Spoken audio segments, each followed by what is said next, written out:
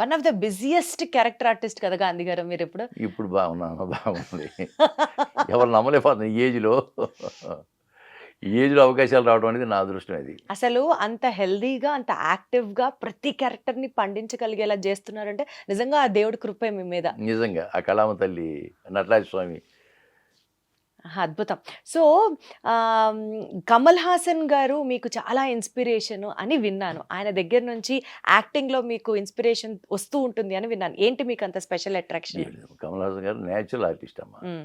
ఇప్పుడు నటించేటప్పుడు నేచురల్‌గా ఉండాలి. ఆర్టిఫిషియల్‌గా ఉండకూడదు. హ్మ్. నేను యాక్చువల్‌గా అయితే నేను చదువుకున్నప్పుడు నాకు ఎన్టీ రామారావు గారు చాలా అభిమానిని. హ్మ్. ఫస్ట్ మార్నింగ్ షో ఫస్ట్ నేను టికెట్ తీసుకోవాలి. మచిలీపట్నంలో చదువుకున్నప్పుడు మేము వెళ్లి 7 గంటలకెళ్ళి నిలబడి 9:30 షో అయితే 7 గంటలకెళ్ళి మొట్టమొదటి టికెట్ తీసుకోవాలి. హ్మ్. అలా అంత ఇదిగా ఉండేవాళ్ళం. హ్మ్. ఆ తర్వాత మళ్ళీ కృష్ణ గారు, తర్వాత ఇప్పుడు చిరంజీవి గారు, పవన్ కళ్యాణ్ ఇక వీళ్ళతో చేస్తున్నాం కాబట్టి ప్రతి హీరోని నాకు అభిమానులే. కమల్ హాసన్ గారేంటి నేచురల్‌గా చేస్తాడాయన. హ్మ్. కమల్ హాసన్ గారు చాలా నేచురల్ యాక్టింగు. మీరు ఆయనతో కలిసి ఎప్పుడన్నా చేసారా? లేదమ్మా కుదరల. అవకాశం లేదు. రాలేదు.